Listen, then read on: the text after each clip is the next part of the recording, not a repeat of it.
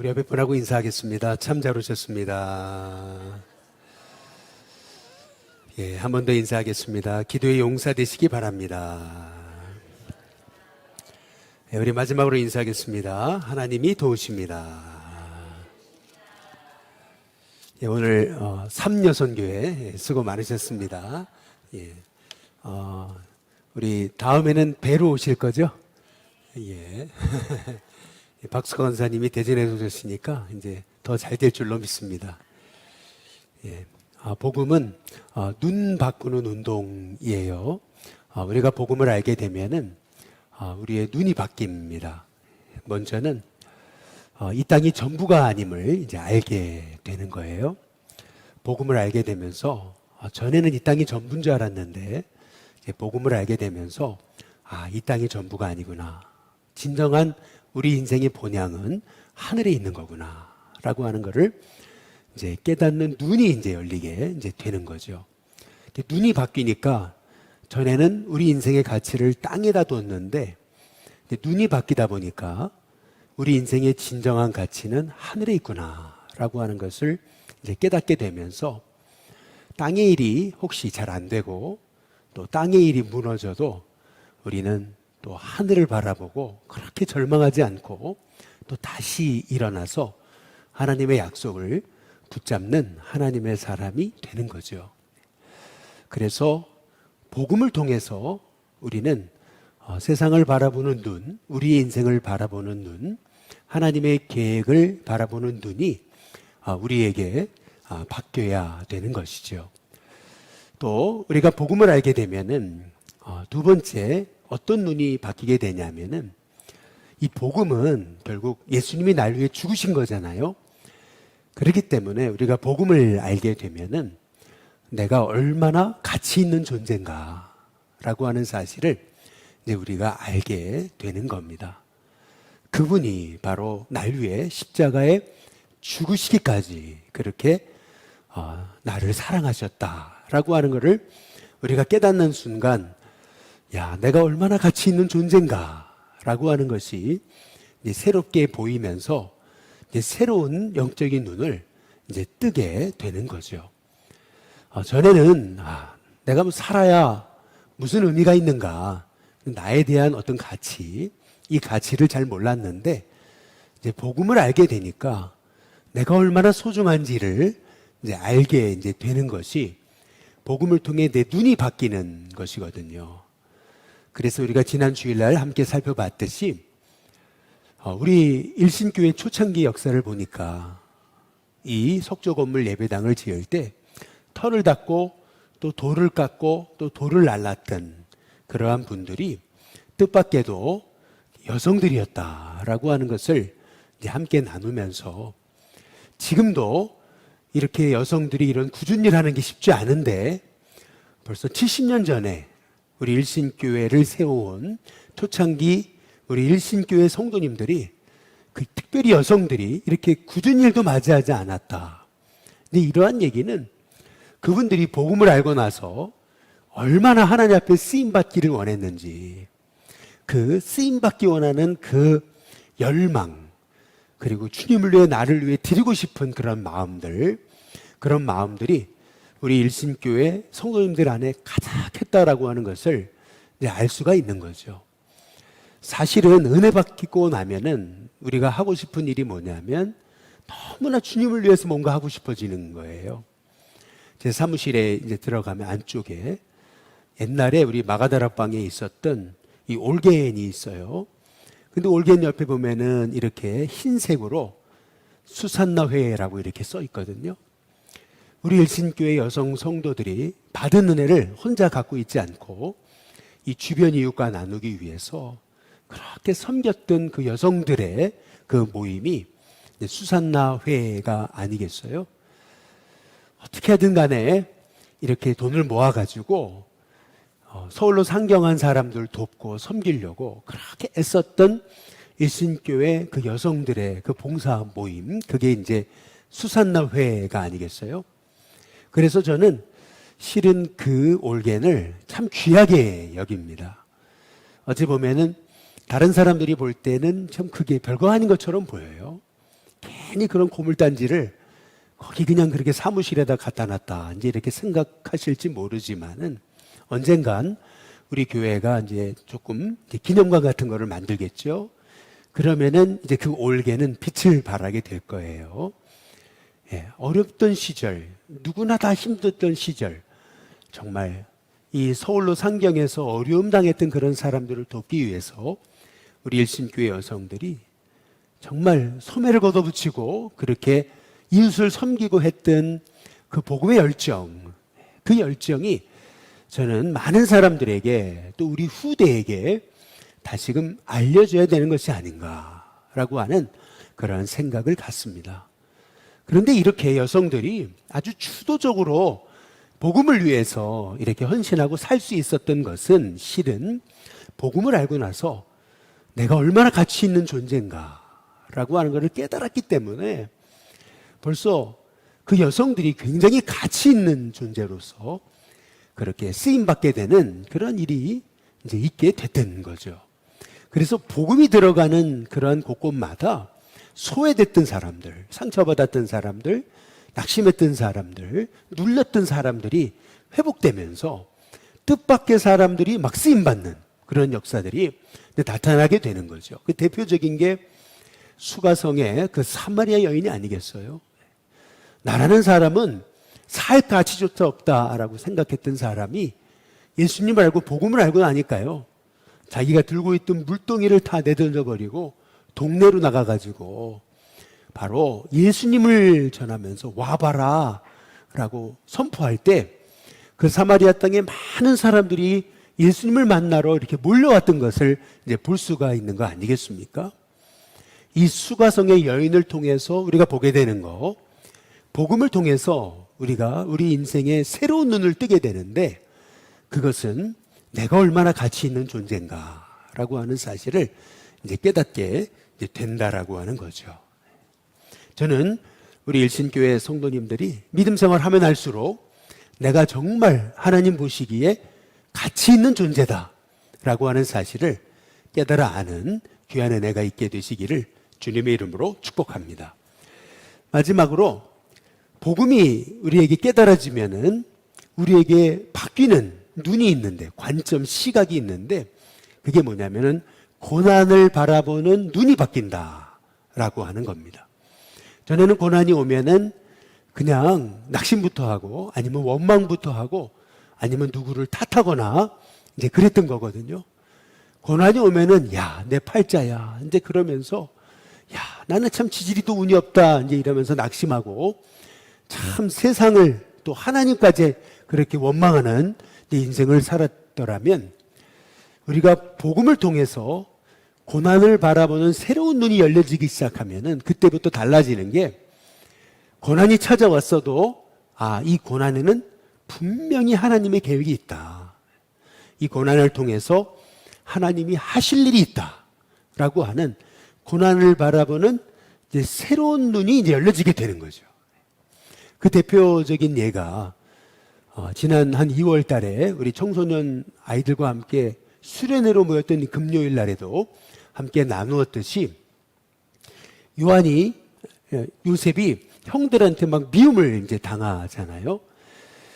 그러면 배다른 형들이 자기를 미워하니까 왜 우리 가정은 이렇게 콩가루 집안이고 이제 복음에 대한 눈이 열리지 않으면 이제 이러는 거죠. 더구나 형들이 자기를 팔아가지고 이스마엘 상인들한테 팔잖아요. 그것도 모자라서 또 이스마엘 상인들은 보디발에게 이제 요셉을 팔아 넘기잖아요. 고난을 바라보는 믿음의 눈이 떠지질 않으면은 정말 내 인생은 정말 기고 정말 파란만장한 그런 인생이다라고 하는 거예요. 고난을 바라보는 눈이 열려지지 않으면은 이렇게 기가 막힌 정말 말도 안 되는 그런 사건이 내게 없는 거죠. 그런데 고난을 바라보는 눈이 열려지니까 이 요셉이 지금 보디발의 집에 팔려간 게 아니고 하나님이 이제 보내신 거가 이제 깨달아지게 되는 거거든요. 그래서 한번 창세기 39장 한번 5절을 한번 보시면은 우리 한번 같이 한번 읽어보겠습니다. 같이 읽습니다. 시작.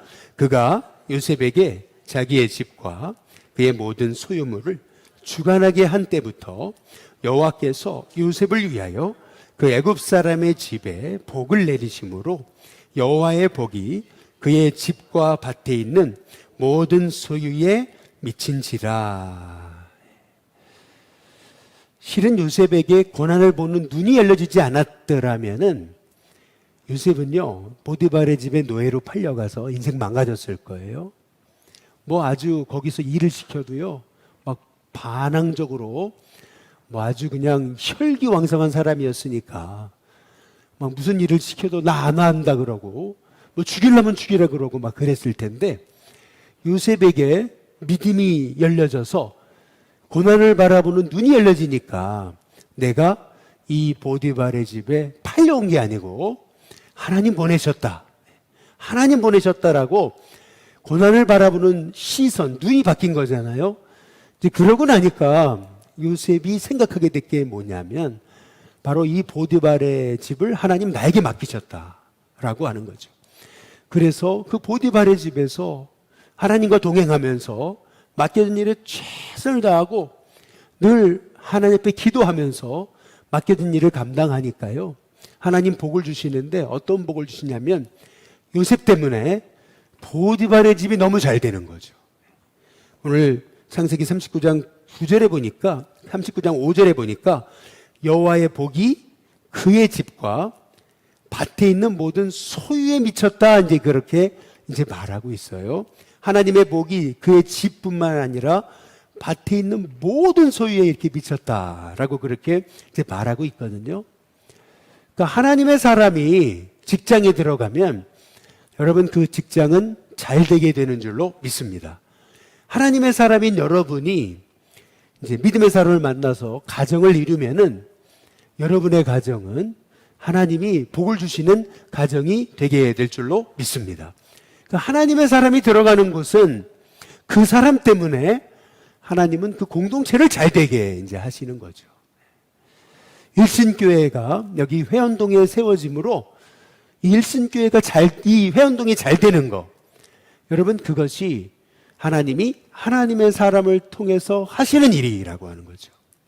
그래서 저는 기도하는 건 그거예요. 우리 일신교회 때문에 여기 회원동에 범죄가 사라지게 해달라고, 우리 일신교회 때문에 이 회원동에 이 어두운 일들이 사라지게 해달라고 말이죠. 우리 일신교회 때문에 회원동이 살기 좋은 곳으로 바뀌어지게 해달라고 말이죠. 여러분 저와 함께 그렇게 기도하는 우리 일신교회 성도님들 되시길 주님의 이름으로 축복합니다. 그래서 우리가 복음을 알게 되면은 이 고난을 보는 시선이 바뀌어요. 하나님이 내게 고난을 허락하신 것도 다 여기에도 계획이 있다. 내가 보디발의 집에 팔려간 게 아니고 하나님은 보디발의 집을 나에게 맡기셨다. 그러니까 보디발을 요셉에게 맡기신 거잖아요. 그러니까 요셉 한 사람 때문에 보디발의 집에 복을 주시려고 하나님이 요셉을 보디발의 집에 보내신 거 아니에요? 마찬가지로 오늘 우리 창세기 27장 1절에 보시면은 한번 다 함께 27장 1절을 한번 같이 한번 읽어보겠습니다. 같이 읽습니다. 시작. 우리가 배를 타고 이달리아로 가기로 작정되매 바울과 다른 죄수 몇 사람을 아구스도대의 백부장 율리오란 사람에게 맡기니. 여기 보면은 이 말씀 다시 한번 보여주시면, 우리가 세상의 시각으로 보면 로마가 바울을 백부장 율리오에게 맡긴 거잖아요. 이게 세상의 시선이에요. 그런데 우리가 복음을 알게 될 때 시선이 바뀌는 거예요. 로마가 바울을 백부장 율리오에게 맡긴 게 아니고 이게 뒤집힌다는 거죠. 하나님이 바울에게 율리오를 맡기신 거예요. 다시 말하면 바울에게 이 알렉산드리아 배에 탄 276명을 하나님 맡기신 거라는 거죠. 다시 말해서 이 바울 한 사람 때문에 276명을 살리시려고 하나님이 이 알렉산드리아 배에 바울을 보내신 거가 되는 거예요. 그러니까 이 관점이 너무 중요하다라는 거죠. 이 회원동에는 4,000명의 지금 주민들이 살잖아요. 그러면 이 4,000명의 영혼을 하나님은 우리 일신교회에 맡기신 줄로 믿습니다. 그래서 우리 일신교회가요, 기도하고 섬기기 시작하면요, 이제 이 지역이 바뀔 거예요. 이 지역의 한 사람 한 사람이 다 구원받는 역사가 일어나게 될 줄로 믿습니다. 그래서 이 믿음이 너무 중요한 거예요. 우리가 복음을 알게 되면요, 그냥 우리 인생이 그럭저럭 살던 인생에서 이제는 하나님의 계획을 하는 인생으로 바뀌어지게 되고, 그러면서 내가 바라보는, 세상을 보는 시선이 달라지게 되는 거거든요. 야, 이 영혼들을 다 나에게 맡겼단 말이죠. 그러니까요, 내게 어려움을 당해도, 내가 어려움이 있어도 내가 넘어질 수가 없는 거예요. 왜냐하면 이 영혼들 하나님 나에게 맡기셨잖아요. 그렇지 않습니까? 부모가요, 쉽게 그렇게 좌절하지 않는 이유, 자녀들을 보면은요, 그 자녀들을 나에게 맡기셨잖아요. 그러니까요, 어떻게 내가 이렇게 쉽게 좌절할 수가 있겠어요? 자식들을 위해서라도 나는 바로 서야 되지 않겠어요? 이게 마찬가지죠. 바울은요, 알렉산드리아 배에 지금 죄수로 탔잖아요. 그런데 믿음의 눈을 떠서 보니까 이 276명의 영혼을 하나님 바울에게 맡기셨잖아요. 그러니까요, 사람들은 알아주지 않아도 실은 이 276명의 영혼이 바울 손에 달린 거거든요.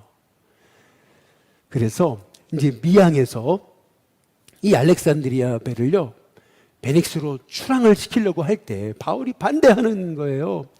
지금 이 배를 움직였다가는 큰일 난단 말이죠. 이 배뿐만 아니라 우리의 생명에도 큰 위험이 있단 말이죠. 그런데 이 백부장 율리오는요, 바울의 말을 들었던 게 아니고 선장과 선주의 말을 더 들었죠. 왜 그랬어요? 결국에는요, 돈 때문이었던 걸 볼 수가 있는 거예요. 결국에는요, 미항이라는 작은 항구에서는 돈벌이도 안 되고, 또 그 항구는 이 남쪽, 동쪽, 서쪽이 다 오픈되어 있기 때문에 폭풍우가 몰아닥치면 배가 잘못될 위험이 있기 때문에 이 선장과 선주, 그리고 그 배에 탔던 소위 상인들은 베닉스에 가가지고, 그래서 우리가 겨울을 지내는 게 낫겠다. 이제 그러니까요, 결국에는 이 율리오가요, 바울의 말을 들은 게 아니고 선장과 결국 이 선주의 말을 더 듣게 되잖아요. 그래서 배를 이제 출항시켰는데, 처음에는 순풍이 부는가 싶더니 아니나 다를까 얼마 안 돼서 유라굴로라는 이제 광풍이 이제 몰아닥치는 것을 이제 볼 수가 있지 않아요? 실은요, 이 배를 띄우면서 그레데라고 하는 섬을 의지해서 바람을 피하려고 그랬던 건데, 뜻밖에도 이 광풍이 어디에서 몰아닥쳤냐면은 이 그레데 섬 한복판에서 광풍이 몰아닥친 거예요. 그러니까 결국 의지했던 것이 오히려 그 의지했던 것 때문에 어려움을 당하는 그러한 형편을 맞이하게 된 거죠. 우리가 이 사건을 통해서 우리가 오직 의지할 분은 하나님밖에 없음을, 예수님밖에 없음을 우리가 깨달아야 된다고 우리가 함께 말씀을 나누지 않습니까? 결국에는요, 여러 해 동안 해도 안 보이고 달도 안 보여요. 당시에는 해와 달, 해와 별이 나침반 역할을 했는데, 그런데 여러 날 동안 해도 별도 안 보이니까 어디로 가는지 모르잖아요. 그냥 망망대해에서 그냥 바람은 몰아닥치는데 도대체 그냥 실 같은 어두움이 계속 여러 날 계속되니까요, 사람들이요 절망하게 되는 거죠. 길을 잃어버리니까. 실은 이 배에 몰아닥친 유라굴로 광풍보다 더 큰 광풍은 뭐냐면 이 배 안에 몰아닥친 절망의 광풍이었던 거죠. 실은 아무리 유라굴로 광풍이 닥쳐도 믿음의 눈을 들어서 하나님을 바라보면은요, 그래도 살 길이 있을 텐데 광풍이 몰아닥치니까요, 배 안에 절망의 광풍이 몰아닥치잖아요. 그러니까 사람들이 다 낙심하고 절망해서 다 쓰러져 있었는데, 근데 그때 일어나는 사람이 있었잖아요. 그 일어나는 사람이 바울이었던 거죠. 그런데 우리가 지난주에 살펴봤듯이 바울이 일어날 수 있었던 원인이 뭔가? 바울이 일어날 수 있었던 원인은 뭐냐면은 바울이 그 폭풍우 한복판에서 그 전날 밤 하나님의 음성을 들었기 때문에 그런 거죠. 우리 함께 하나님 말씀 사도행전 27장 23절에서 한번 24절을 보시면은 우리 같이 한번 읽어보겠습니다. 같이 읽습니다. 시작. 내가 속한 바 곧 내가 섬기는 하나님의 사자가 어젯밤에 내 곁에 서서 말하되 바울아 두려워하지 말라. 내가 가이사 앞에 서야 하겠고 또 하나님께서 너와 함께 항해하는 자를 다 내게 주셨다 하였으니. 여러분 여기 보면은 바울이요 그 절망의 한복판에서 다시 일어설 수 있었던 그 이유는 뭐냐면 그 절망의 밤에 하나님의 음성을 들은 거죠. 근데 그 하나님의 음성은 세 가지였어요. 먼저 첫 번째, 두려워하지 말라는 거였거든요. 두려워하지 마라. 왜냐하면요, 지금 이 길은 바울이 좋아서 가는 길이 아니고 하나님 보내신 길이에요. 하나님이 그를 로마로 보내시는 거거든요. 그러니까 이건 네 일이 아니다. 이건 내 일이다. 그러면서 하나님이 바울에게 주신 첫 번째 음성이 두려워하지 말라는 거였거든요. 그러면서 하나님이 두 번째 주신 음성이 뭐냐면 네가 가이사 앞에 설 것이다. 가이사가 누굽니까? 로마 황제잖아요. 그러면 바울이 로마 황제 앞에 선다는 말은 무슨 말입니까? 지금 여기 배 한복판에서 이 바다 한복판에서 바울은요 지금 죽지 않을 거라는 거예요. 너를 반드시 살려주겠다. 이 폭풍우 한가운데서 해도 별도 보이지 않을 정도로 어디로 가는지 모를 정도로 길을 잃었지만 그러나 너는 여기서 죽지 않는다. 하나님이 그 말씀하고 계시는 거거든요.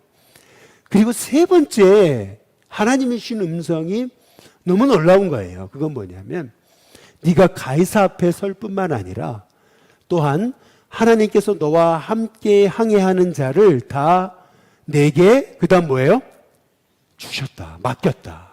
이 275명의 영혼을 다 너에게 맡겼다. 하나님 얘기하시는 거거든요. 그러면 여러분 이 말의 의미가 뭡니까? 바울은 여기서 죽지 않아요. 바울은 로마로 가요. 그래서 가이사를 만나요. 여러분 그렇다고 하면 바울 안 죽는다는 얘기잖아요. 그런데 바울만 안 죽는 게 아니고 바울과 함께 배에 탄 275명의 영혼도 다 너에게 맡겼다. 여러분 이 말의 의미가 뭐예요? 결국 275명의 영혼을 바울을 살려주시듯이 그 영혼들로 살려주신다라는 거거든요. 바로 너 때문에 말이죠. 너 한 사람 때문에 말이죠. 여러분 오늘 말씀 우리 사도행전 27장 24절을 다시 한번 보시면은 여기 한글 성경에는 이렇게 나와 있잖아요. 바울아 두려워 말라. 네가 가이사 앞에 서야겠고 또라고 이렇게 돼 있잖아요. 하나님께서 너와 함께 항해하는 자를 다 내게 주셨다 하였으니. 여러분 여기 보면은 가이사 앞에 서야겠고 또 하나님께서 너와 함께 항해하는 자를 다 내게 주셨다. 이렇게 돼 있죠.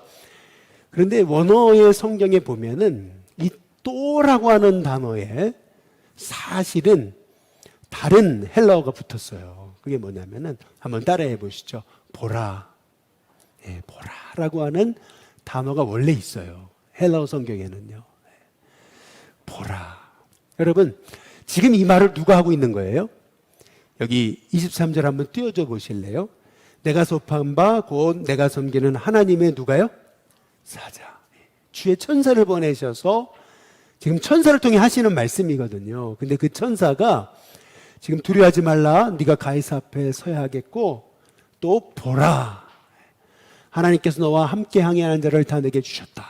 여기 보라라고 하는 단어가 빠진 거거든요. 이 보라라고 하는 단어는요. 감탄사예요. 여러분 이것이 왜 이렇게 중요한 거냐면은 이런 거예요. 우리가 찬송가 508장에 보면은 이런 찬양이 있잖아요. 주 내게 부탁하신 일 천사도 흠모하겠네. 화목해 하라신 주의 말씀을 우리가 전하겠다라고 그렇게 얘기하잖아요. 여러분 그런데 주 내게 부탁하신 일 누구도 흠모해요? 천사도 흠모하는 거예요. 그러니까 다시 말하면은 지금요 천사가요 바울에게 하나님의 음성을 전하면서 두려워하지 말라. 네가 가이사 앞에 서야 된다. 그런 다음에 천사가 보라. 천사가 너무 부러워하는 거예요. 바로 너와 함께 항해하는 자를 하나님이 다 너에게 붙여주셨다. 다시 말하면은요, 천사는요, 전도 못해요. 천사는 영혼을 구원할 수가 없어요. 그런데 영혼을 구원하는 일은 누구만 할 수 있는 거냐면은 우리만 할 수 있는 거예요. 근데 바울이요, 한 명의 영혼도 아니고요, 275명의 영혼이 바울 때문에 살아나는 거잖아요. 그러니까요, 천사가 봤을 때는요, 이게 너무 허무할 일인 거예요. 너무 부러운 거예요. 그래서 천사가 바울에게 하나님의 음성을 전해주면서 두려워하지 말라. 네가 가이사 앞에 서야 된다. 그러면서요, 보라.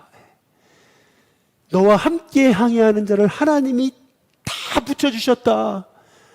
지금 천사가요, 바울에게 너무 부럽다고 그러는 거예요. 네가 지금 할 일, 그 일은 나도 못하는 일이라고 지금 얘기하고 있는 거예요. 얼마나 이 일이 귀한 일인지.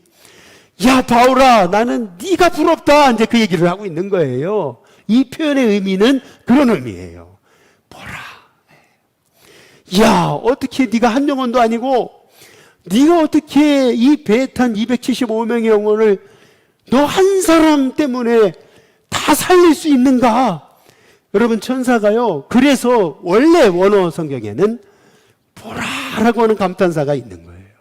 감격해가지고 이 천사가요, 감탄하면서 야, 바울아, 봐라. 너와 함께 항해하는 저 275명의 영혼 바로 네가 살리는 거야. 너에게 맡겼어. 여러분, 천사가요, 너무나 지금 바울을 바라보면서 부러워하고 있는 장면이 이 장면인 거거든요. 여러분, 여기서 여러분, 바울은 실은요, 죄수잖아요, 지금. 그리고요, 말년의 노인이에요. 힘도 없어요, 사실은. 또 율리오가 봤을 때, 또 로마인들이 봤을 때요, 바울은요, 야, 신세가 지금 저렇게 죄수의 신분으로 저렇게 끌려가는 모습을 보면은요, 여러분, 누가 바울이 그 275명의 영혼을 살릴 영혼이라고 생각했냐는 거예요. 그리고 그 누가 바울을 부러워했겠느냐는 거예요. 그런데 눈이 바뀌니까요, 눈이 바뀌니까, 시선이 달라지니까요, 하나님의 시선으로 그 환경을 바라보니까요, 천사가요, 바울을 너무 부러워하는 거예요. 여러분, 한번 생각을 해보세요. 이 시선이 열려야, 여러분, 저와 여러분이 이 땅에서 고난당하고 어려움 당해도요, 여러분은 그 고난에 주눅들지 않습니다. 시선이 달라져야 돼요. 바라보는 눈이 달라져야 되는 거예요. 하나님이 바울에게 얘기하시잖아요. 너 안 죽어. 두려워하지 마. 너는 가이사 앞에 서. 뿐만 아니라 여기 275명 다 하나님 너에게 맡겼어. 여러분, 이게 이렇게 시선이 바뀐다는 거, 이게요, 여러분, 이게 가장 큰 축복이에요. 저는 우리 일신교회 성도님들의 영적 시선이 달라지기를, 그 눈이 달라지는, 바라보는 그 시각이 달라지는 우리 일신교회 성도님들 다 되시기를 주님의 이름으로 축복합니다. 여러분, 그래서 여러분이 직장에 들어가시잖아요. 여러분이 말단 사원이라도 상관없어요. 여러분이 뭐 실력 없고 능력 없고 상관없어요. 하나님 나에게 보내셨다 라고 여러분 확신한다면은요, 주눅들 거 없어요. 하나님이요, 여러분을 통해서 하나님이 다 일을 만들어 갔어요. 여러분의 직장을요, 하나님이 여러분에게 맡기신 거거든요. 그 영혼들 여러분에게 맡기신 거거든요. 그러면은요, 하나님이 여러분의 삶을 통해서 놀라운 일을 이루시지 않겠어요? 그러니까 여러분, 이 시선이 바뀌는 게 이게 너무 중요한 거예요. 하나님이 왜 77년 전에 일신교회를 세우셨습니까? 이 지역을 우리에게 맡기신 거 아니겠어요?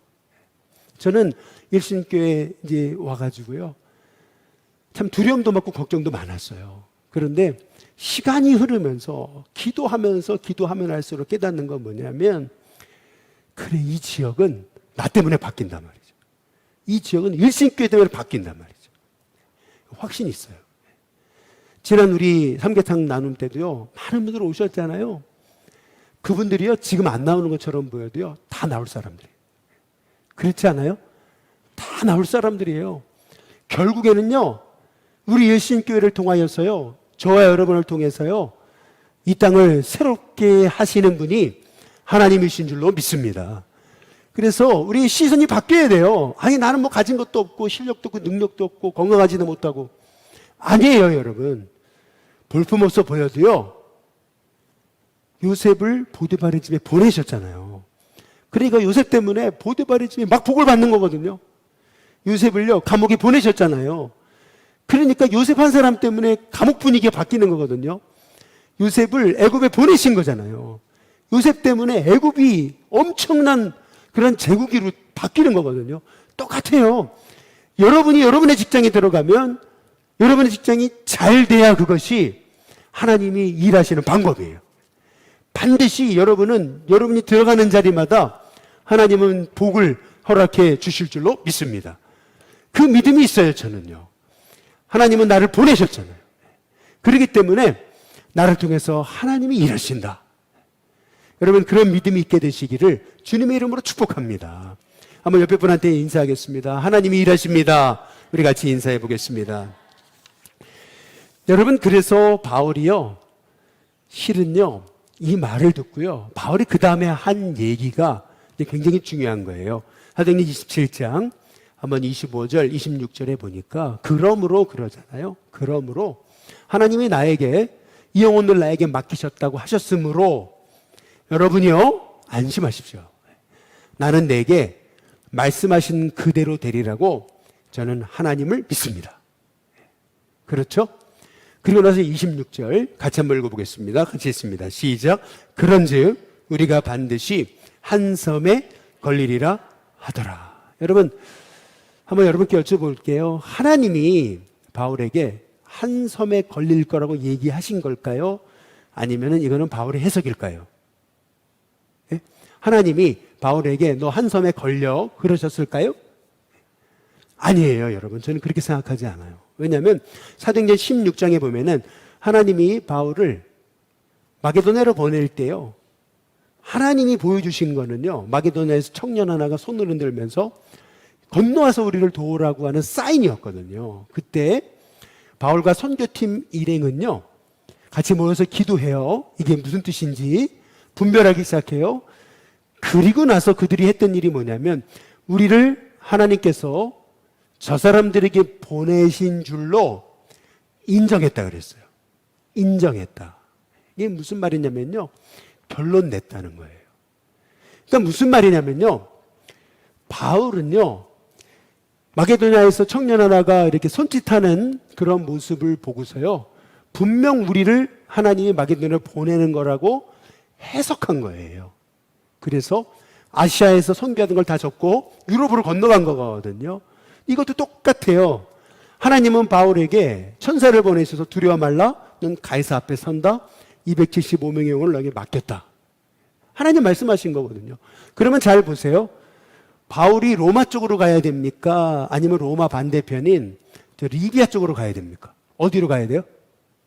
로마 쪽으로 가야 되는 거예요. 하나님이 바울을 로마로 보내신다 그런 거니까. 너를 가이사 앞에 서야 된다는 거니까.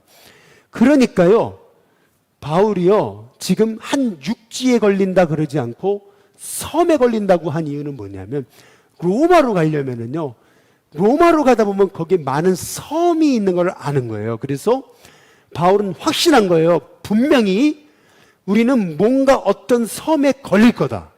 이거는요, 바울의 해석인 거예요. 여러분, 믿음은 해석인 거거든요. 결국에는요, 상황을 어떻게 해석하느냐, 여러분, 그것에 따라서 우리 행동이 달라지는 거예요. 똑같은 상황이에요. 똑같은 환경인데 그걸 어떻게 해석하느냐라고 하는 것이 사실은 믿음인 거예요. 하나님이 바울을요, 이 풍랑 한복판에서 지금 벌써 열 나흘 동안에 막 풍랑이 막 그냥 요동쳤는데요, 어디로 가는지 어떻게 알아요? 지금 동서남북 어디로 가는지도 모르는데, 해와 별이 사라진 지가 오래인데, 그러면은요, 사람은요, 자꾸 안 좋은 쪽으로 생각하기 나름인 거거든요. 근데 바울은요, 하나님의 음성을 듣고요, 너는 가이사 앞에 선다 그랬잖아요. 그러니까 바울이 어디로 가야 돼요? 로마로 가야 되는 거예요. 로마로 가려면 로마 근처인 어디 섬에 분명히 걸릴 거다. 바울은 해석한 거죠. 근데 진짜로 바울이 나중에 알고 보니까 바울이 탄 배가 도착하게 된 것이 다름 아닌 멜리데, 몰타 섬이었잖아요. 결국 바울의 해석대로, 바울의 믿음대로 나는 하나님이 말씀하신 그대로 되리라고 하나님을 믿노라. 바울이 선언하잖아요.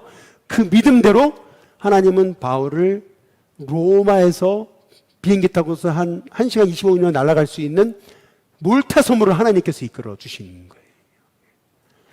여러분, 지중해는 동서가 4,000km거든요. 그런데요, 그 넓은 그 광활한 바다에서요, 바울은요, 분명 하나님은 나를 로마로 보내실 거기 때문에 로마 근처로 간다라고 하는 확신을 가진 거예요. 여러분, 이게 믿음인 거예요. 믿음의 눈을 떠서 봐야 환경이 새롭게 해석이 되는 거예요. 우리 일신교회가 유교가 터졌을 때 부산에 내려가서 부민동 언덕에서 성도들이 모여들어 같이 예배드리잖아요. 그 어려운 시절, 여러분 6.25 때면은 얼마나 어려웠겠어요. 그런데 그 어려운 시절 성도들이 모여가지고 자그마치 1천만 원이라는 돈을 들여가지고 30평 정도 되는 건물이었지만 바로 그 식 예배당을 짓고 얼마나 많은 사람들, 교회학교 아이들만 100명 이상 모일 정도로 그렇게 그 부산 땅에서 그렇게 많은 소망 잃어버린 자에게 소망이 된 교회가 일신교회잖아요. 그 역사를 보니까요, 교회만 잘 지어놓은 게 아니고 주변의 이웃을 위해서 얼마나 선한 일들을 많이 했는지, 여러분, 그게 일신교회였던 거거든요. 결국에는요, 인생에 똑같은 쓰나미가 오고 전쟁이 오고 환란이 와도요, 믿음의 사람은요, 그 환란을 해석하는 눈이 다른 거예요. 그렇지 않겠습니까? 코로나가 닥쳐가지고 교회가 어려움을 당해도요, 그 어려움을 해석하는 그 해석의 방식이 다른 거예요. 믿음의 사람은요. 코로나가 와서 교회가 어려움을 당하고 그리고 다음 세대가 교회를 떠나고 하는 것 같지만, 그러나 분명 이 일을 통해서 하나님은 우리에게 하실 일이 있다. 우리가 믿음의 눈을 떠서 우리의 환경을 바라보면요, 환경을 새롭게 해석해 나가는 거거든요. 그래서요, 실은요, 우리가 믿음의 눈을 새롭게 떠가지고 하나님의 계획을 보는 게 너무 중요한 겁니다. 우리가 우리의 삶에 닥쳐진 인생의 문제를 새롭게 해석하기 시작할 때 거기에서 하나님의 계획이 시작되게 되는 거죠. 저는 우리 일신교회 성도님들이 이제 다시 눈을 떴으면 좋겠습니다. 먼저 복음을 알게 될 때 땅에 영원한 가치를 두는 게 아니라 하늘의 가치를 두기 시작하고요. 복음을 알기 시작하니까 내가 얼마나 소중한 존재인지 알게 되고요. 복음을 알게 되니까 고난을 바라보는 시선이 달라져요. 전에는 고난이 오면 망하는 줄 알았는데 지금은 고난을 당해도 여기에도 하나님 계획이 있다는 걸 알게 되는 거고요. 그래서 요셉이 보디발의 집에 팔려갔지만 팔려간 게 아니고 하나님 보내신 거예요. 그러니까 보디발의 집을 하나님이 요셉에게 맡기신 게 되는 거죠. 하나님 맡겨주셨잖아요. 그러니까 최선을 다했죠. 청지기로서. 그랬더니 요셉 때문에 보디발의 집에 막 복을 받는 거잖아요. 똑같아요. 바울도 알렉산드리아 베이에 율리아에게 맡겨졌지만, 그러나 바울은요, 율리아에게 맡겨진 게 아니고 하나님이 바울을 그 알렉산드리아 베이에 보내신 거잖아요. 그래서 275명의 영혼을 바울에게 다 맡겨주신 거잖아요. 그러니까요, 바울이 믿음의 눈을 떠서 환경을 바라보기 시작하니까요, 바울은 그 배의 리더가 되기 시작하는 거죠. 그래서요, 그 절망의 한복판에서 일어날 수 있었던 거고, 실은요, 그 절망의 한복판에서도 천사의 음성을 듣는데 천사가 너무 부러워하잖아요. 보라, 이야, 나는 한 사람도 구원할 수 없는데 너는 저 275명의 영혼을 다 구원할 수 있다니. 천사가 너무 흠모하는 것이 바울이 느껴지잖아요. 보라, 너무 흠모하거든요. 그때 바울이요, 그래 맞아, 이 영혼을 나에게 붙이셨어. 그때부터 지금 풍랑 한복판이지만 바울은 환경을 새롭게 해석하잖아요. 반드시 우리는 섬에 걸린다. 사람들한테 얘기하잖아요. 아니, 그걸 어떻게 알아? 나는 내게 말씀하신 그대로 나는 된다고 하나님을 믿는다. 여러분 잘 보세요. 이게 다 바울의 해석인 거예요. 근데 놀랍죠? 바울의 말대로 되잖아요. 여러분 이것이 우리가 가져야 될 믿음인 거예요. 믿음의 사람은요, 그래서 영의 눈을 뜹니다. 그래서 환경을 바라보는 시선이 달라져요. 저는 우리 일신교회 성도님들이 이러한 영적인 눈을 뜰 수 있는 하나님의 종들이 될 수 있게 되시기를 주님의 이름으로 축복합니다. 그래야 고난 한복판에서도 소망이 될 수 있습니다. 저는 우리 일신교회 성도님들이 고난 한복판에서도 소망이 되는 하나님의 사람으로 다시 일어나는 저와 여러분이 될 수 있기를 주님의 이름으로 축복합니다.